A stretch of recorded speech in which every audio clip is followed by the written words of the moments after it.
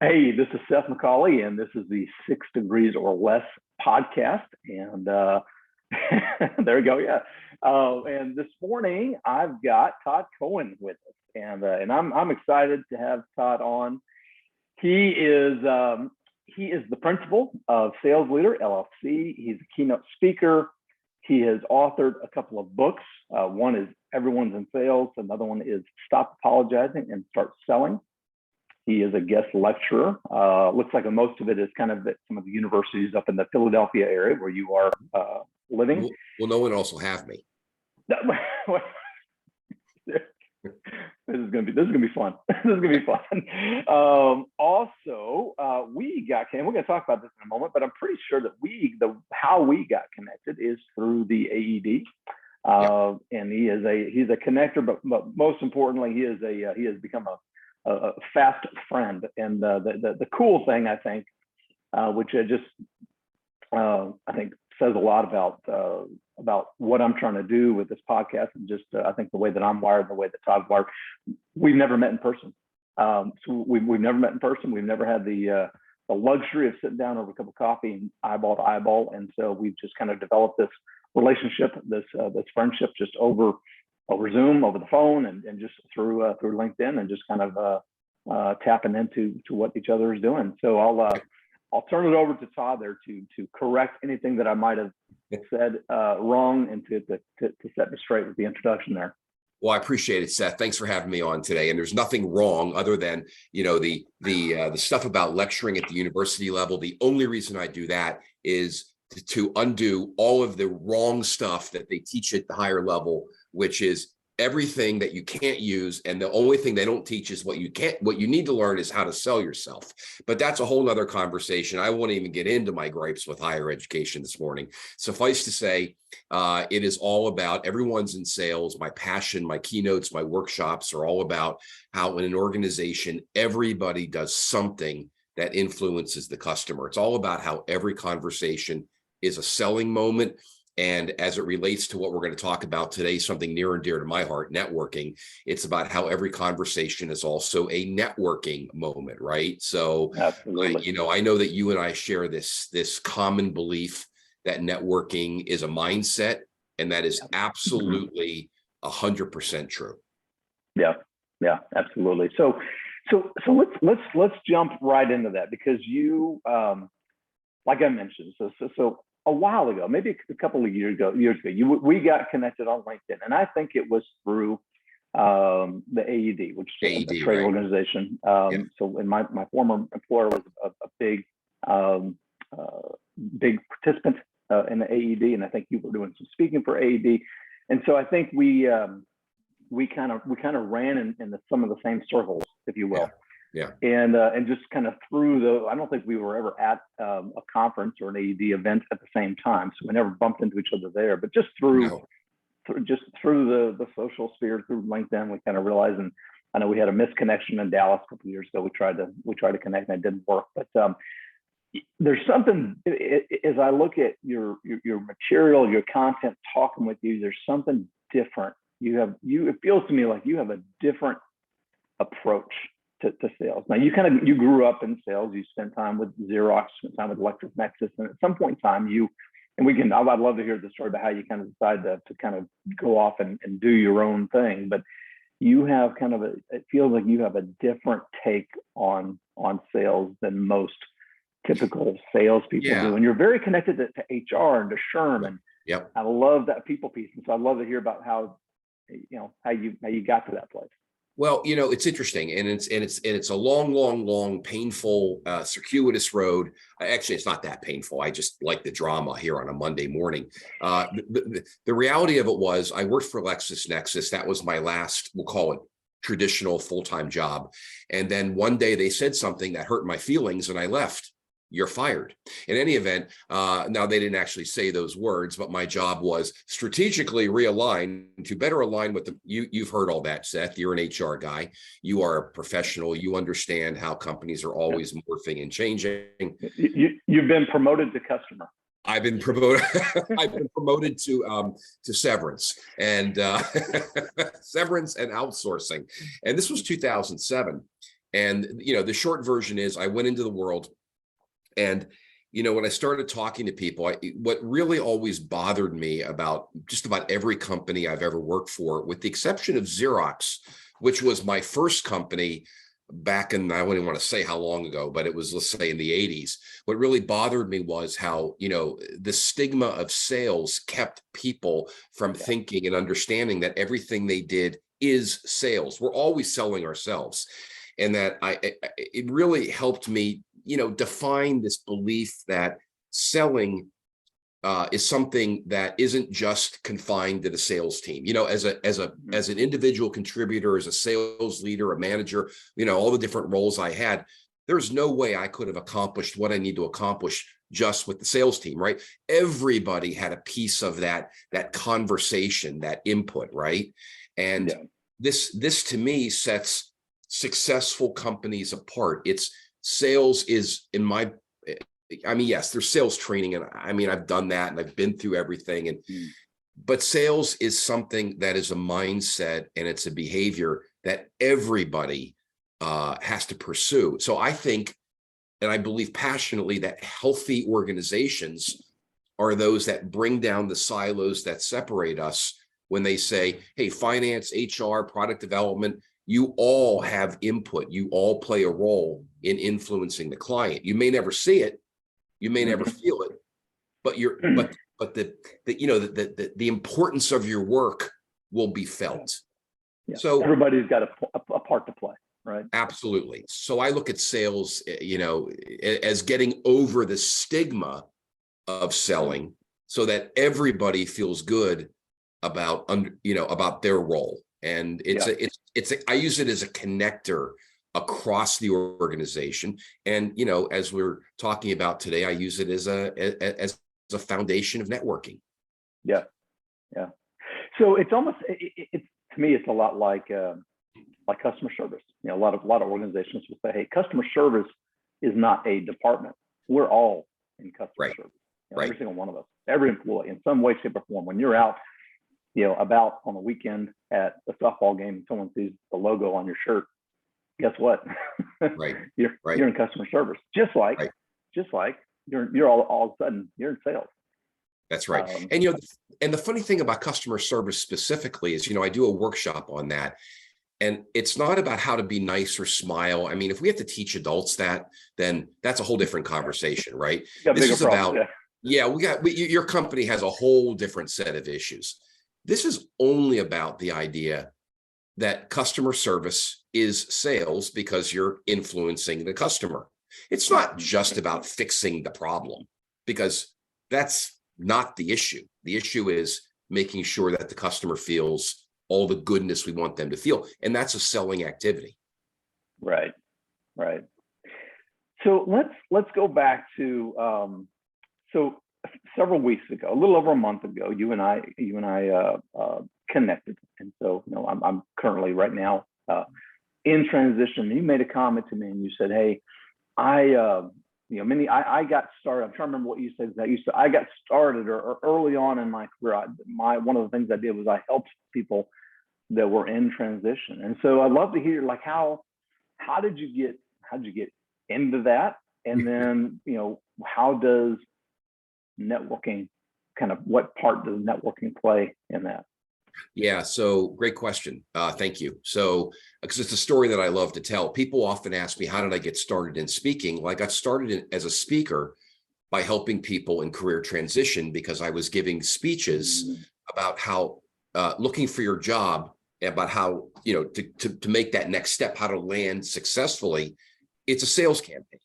Your resume is your brochure, and your bio is another thing that you need. And it started because when I left that aforementioned company, what happened was they gave me outplacement, and in talking to all the other people that were going through it, and this was 2007, 2008, so we remember what that time was like. Oh yeah.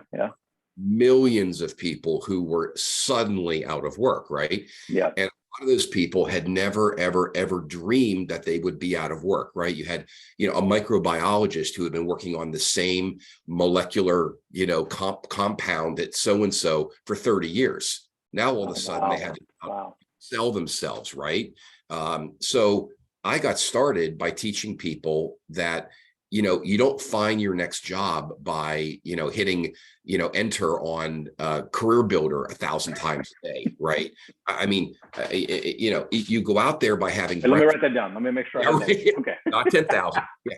You go out there by having breakfast, lunches, and dinners, and you make it about the person you're speaking to. You don't make it about, I need something. You make it all about what networking, and I know you know this better than most, right?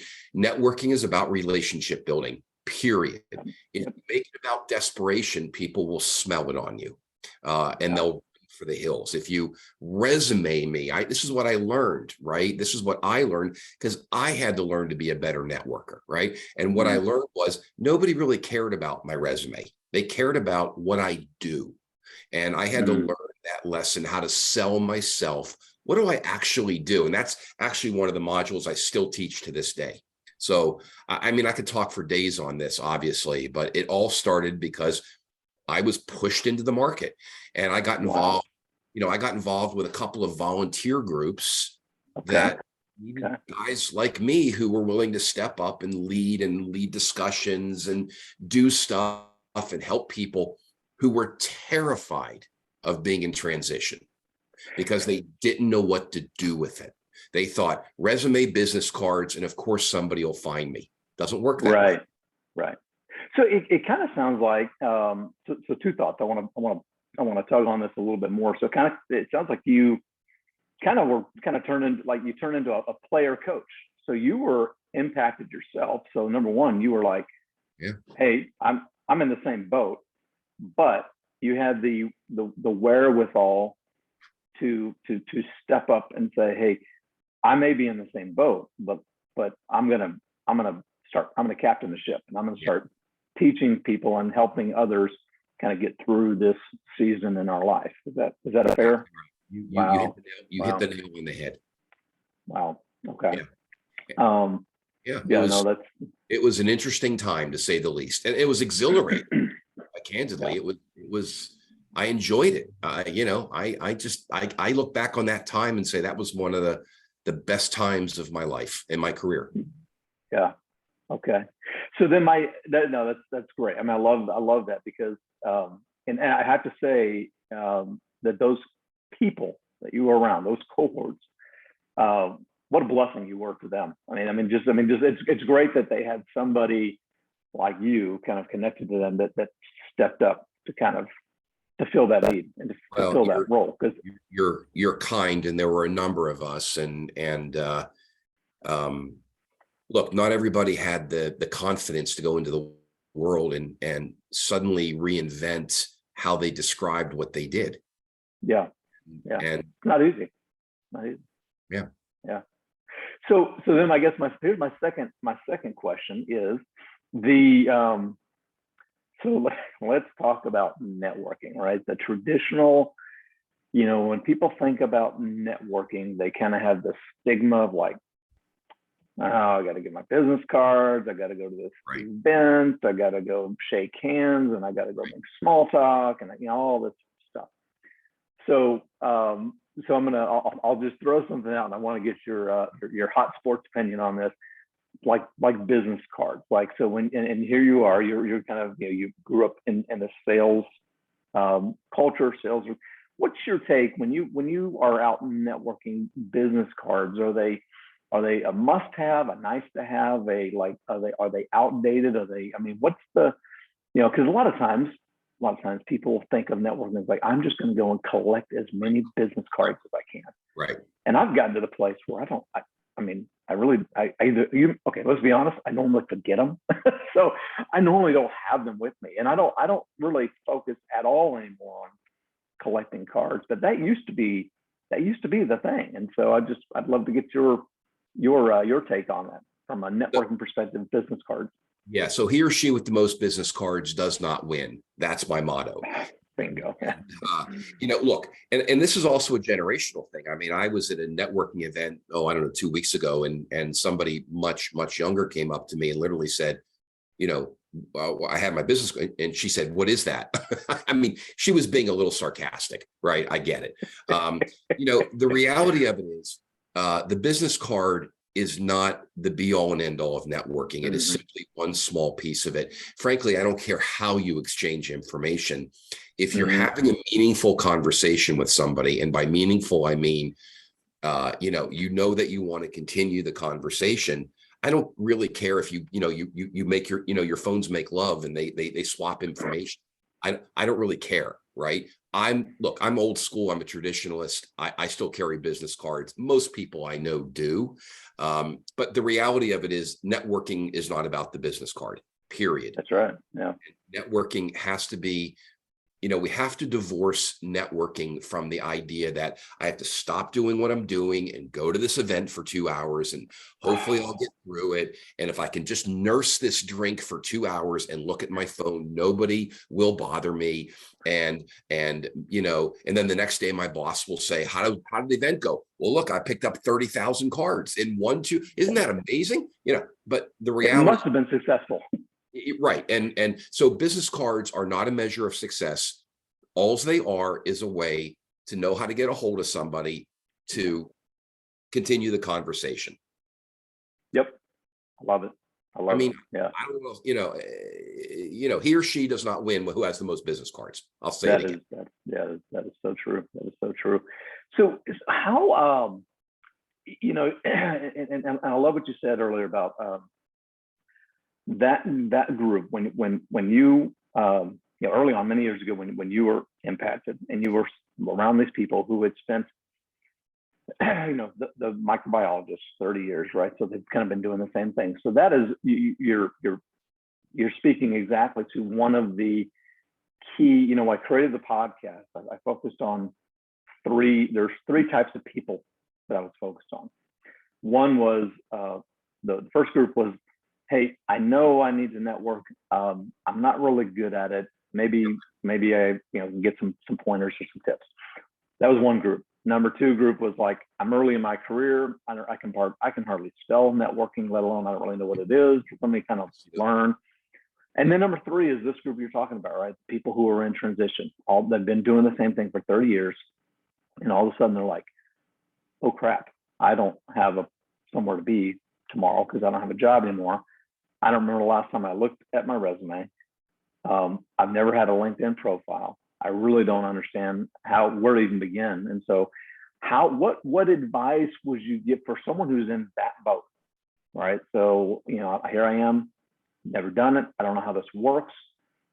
I don't understand the whole, do I need to have a business card? What if I don't work anymore? Do I need to go to Vistaprint and do the 500 for $4 and get, whatever? I mean, like what advice would you give somebody who's just like, all of a sudden they've been thrown into the abyss, the career abyss, and they're flailing and they don't know what would be your take? Well, it's a great question. So pragmatically, you should hire somebody to write your resume for you. Spend the $1,000 or $500. I mean, you still need a resume, right? What I'm saying is, don't hang your hopes, your world, don't hang your whole world on the concept of a resume. Your resume is a brochure, and frankly, we know what people do with brochures, right? The old round file. Okay. Yes, you probably still should go get a business card. If your LinkedIn profile isn't up to date, shame on you times a million. I at this day and age, I don't know how anybody couldn't have a LinkedIn profile. You can make all the excuses that you want. There is no excuse.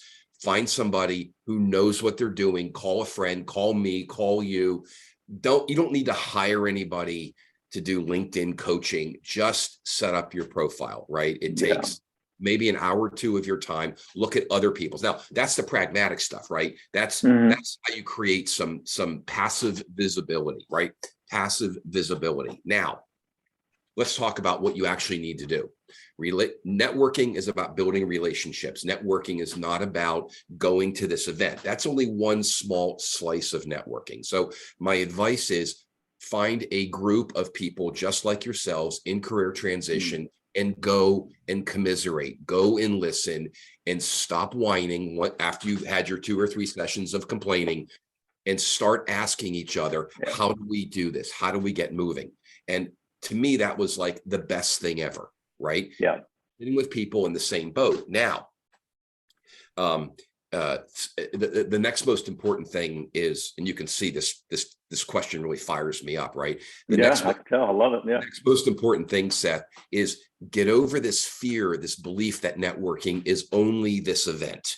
Networking is a mindset, as I've said, and I know that you are and I are in a complete alignment about this, which means networking is every conversation is a networking moment. I said that earlier. I'll say it again. You and I are networking now. When you're walking down the street and someone says to you, "Hey, nice dog," and you can see Luna, there behind me, that's networking, because networking is 100% about one very simple concept: building relationships, period. End of story. Now, the rest of it, that's for a career counselor, career coach. But what I would say is, learn to define in words that are understandable to everybody else out there what you do. So if you're a microbiologist and you tell me you're a microbiologist, I'm probably not really going to get it, right? But if you say, you know what, I worked for a drug company and I made things better. You see what I'm saying? That's that's agnostic. It gets me to say, tell me more. So you need to work on what's called your value proposition. And that's when you have conversation, because the number one question people are going to ask you is, so what do you do? And what I don't want to hear is your last title, where you worked, what you did, what level. I don't care. People care.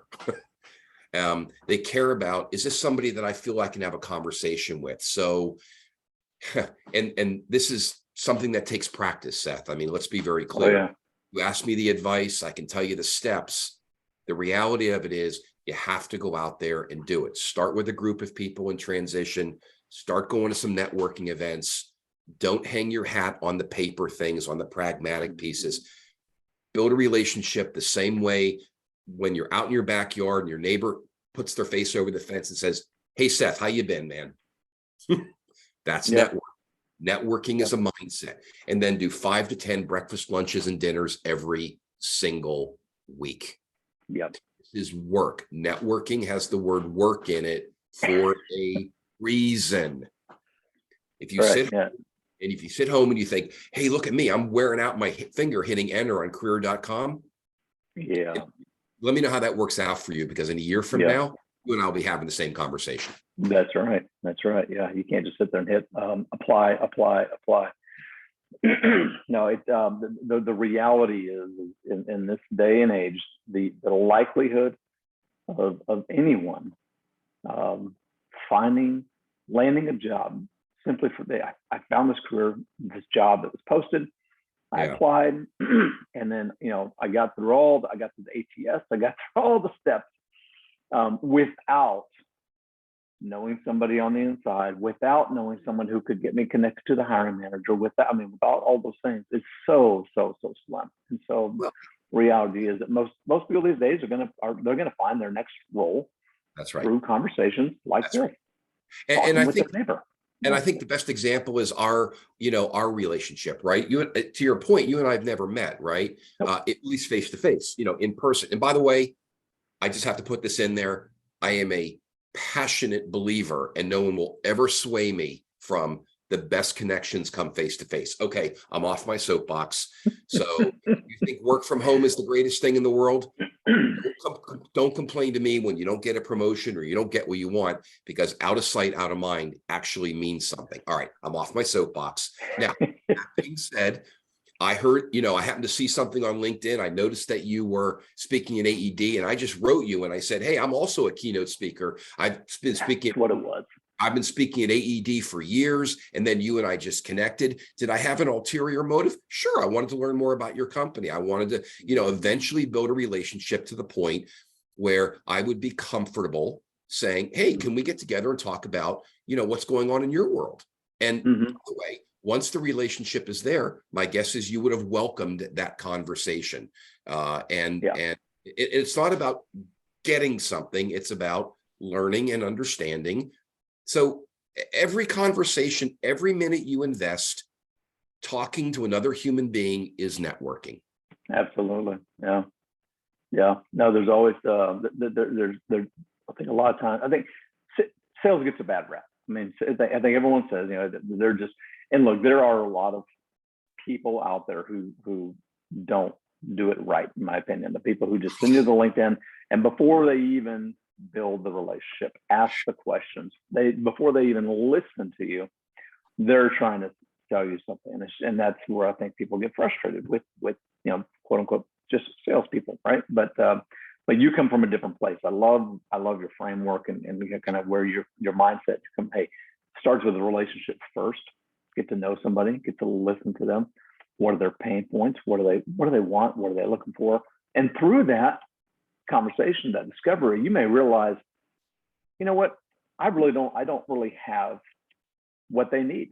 And maybe there's nothing for me to sell, but you know what, if I'm really good at this, maybe I know somebody who does have what they need. Let me get them connected. That's what I think I love about the whole, you know, relationship and networking, because I may not be able to help you. It's just like when you meet someone at an event, you talk with them and say, you know, you're thinking to myself, I don't really know if I can help you, Todd, find a job, but I know a guy, and he used to, he was with LexisNexis many years ago. Let me see if I can get you connected. You know, it's listening. It's all about active listening and in your mind connecting the dots. I may not be able to help Todd, but I bet you I know somebody in my network who can, and making that introduction. Yeah, I couldn't have said it better myself. I mean, you obviously get it. And you know, not everybody does. And that's the challenge that guys like you, guys like you and I, you know, we're constantly out there trying to help people get. I mean, I teach a networking, you know, seminar, it can work from an hour to 4 hours. And, you know, the biggest thing I teach is the most, I mean, I could say I'd love to say every point is brilliant, right? But, you know, they're not. And one of the things, some are just more brilliant than others. Yeah, well, yeah, right. So different levels of brilliance, right? But they all fall into that. All right, I'm beating this horse to a death. But anyhow, but I would say that, you know, the most noble thing you can do in networking is connecting to other people before you're asked to help. So, yes. Listen, it's 9:30 on the East Coast. In 2 hours, I'm having a lunch meeting with somebody. Why? Somebody's asked me to help them. So I'm like, okay, I'm getting in the car. Oh my God, a live meeting. Can you imagine? You know, I'm going to lunch with this person, and I have nothing to sell them. Doesn't matter. It's building a relationship. Everybody that you meet and encounter is either somebody you can do business with or somebody they can refer you to. To your point, exactly. Yeah. And it's okay, because we all have that agenda. Stop hiding from it. It's how you execute on it, and how patient you are, and how willing you are to build the relationship. If you're patient and you want to build a relationship, you will always be top of mind. Yeah. Yeah, no, I love all that. And I think you're so right. And I'm astounded that you're going to a live meeting. That's amazing. I'm kidding. It's my second.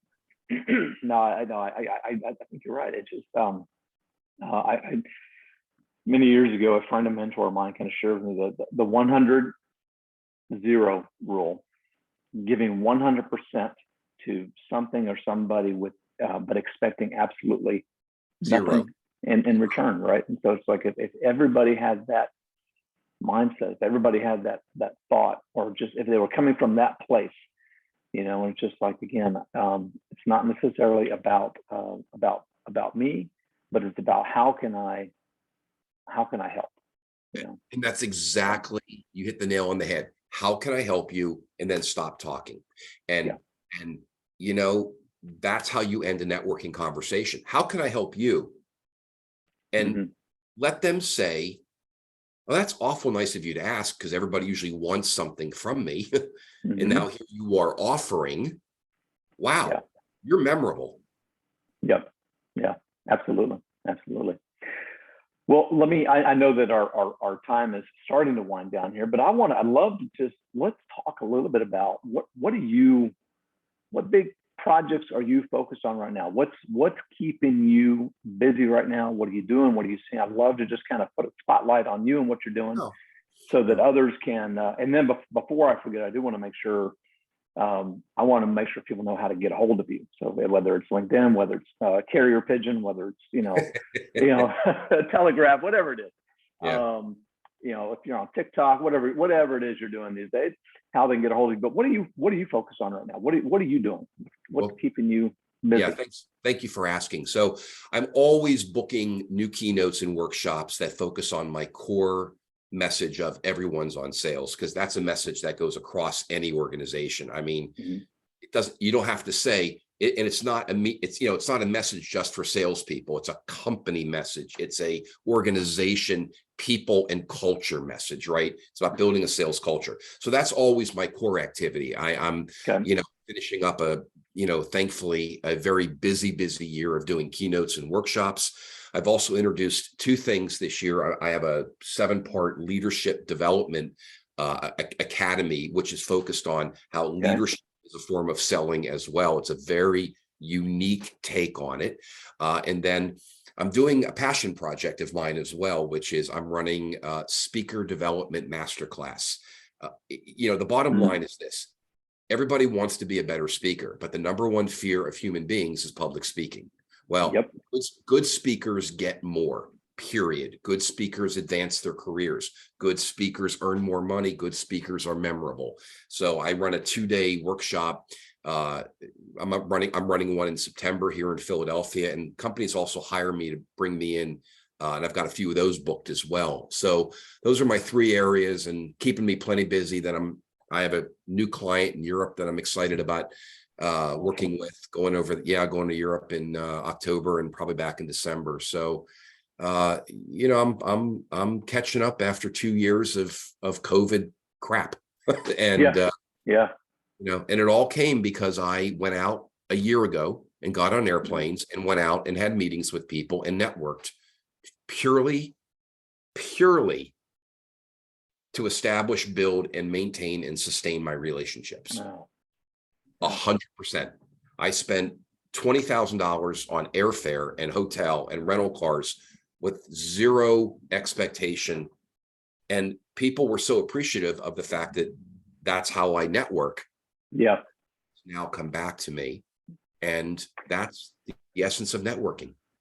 So here's the question. Did you spend $20,000 or did you invest $20,000? Well, yeah, of course I invested $20,000, right? And it's funny, and that's a great catch, because I like to say the word spend, because I want people to hear, oh, I got to put money into this. Well, yeah, you do. And money may not be money as in cash money, but it may be time. It may be, spending money and hiring a career coach and to get your resume and your bio and a few other things lined up, right? I mean, we all have to invest in what's next. That's a great point. That's a great point. I love what you said there, though, about so money is one thing, obviously, right? And there's finite resources. I mean, if it's not there, it's not there. But you can also invest time, energy. I mean, so those are things that a lot of times, and again, I'm gravitating back to those people who find themselves in a spot that they're not comfortable being in, and they haven't been in ever, maybe, or in a long time, and they're looking to try and find their next career. Well, I don't have the money to spend on a career coach. I don't have the money to spend on a resume. Okay, then it's gonna, can you do a resume yourself? Dang right you can. Guess what? It's gonna take time, and it's gonna take energy. And writing a resume sucks. I mean, it sucks. Like, I mean, I'd rather have a root canal, than write. I mean, imagine writing a resume from scratch.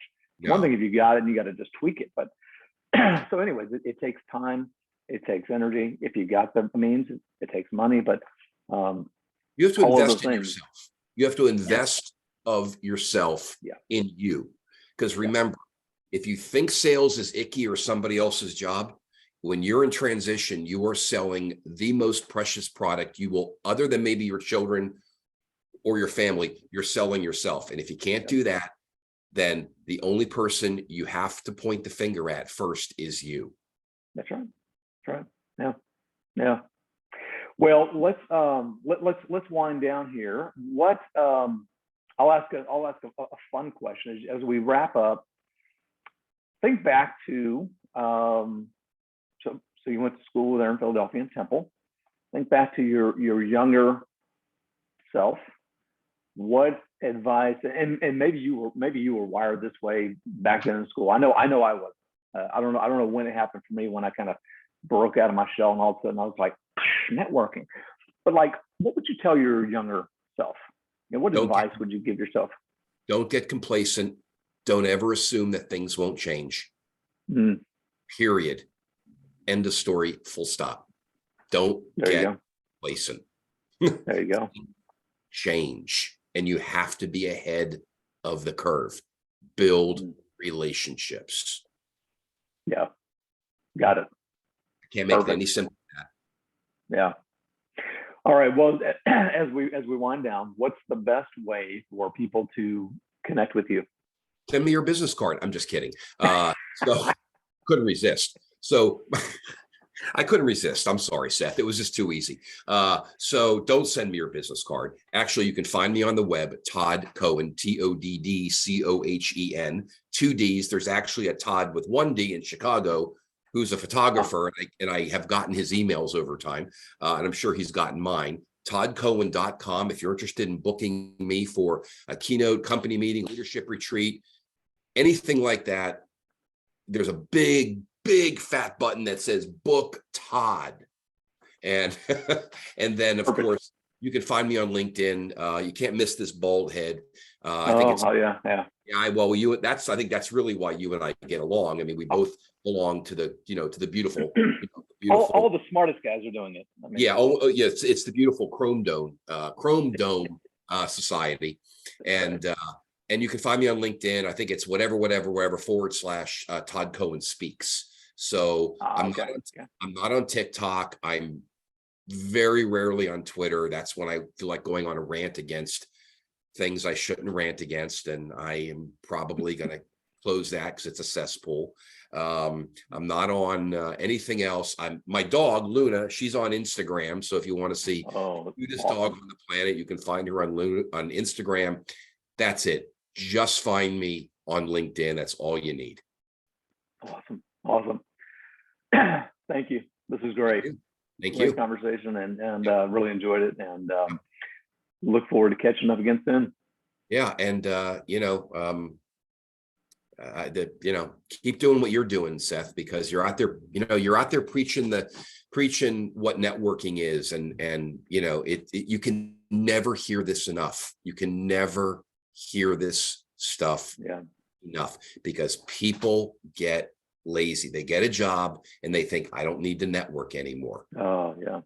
And then what hits the fan, and they realize, and then all of a sudden they're crying the blues.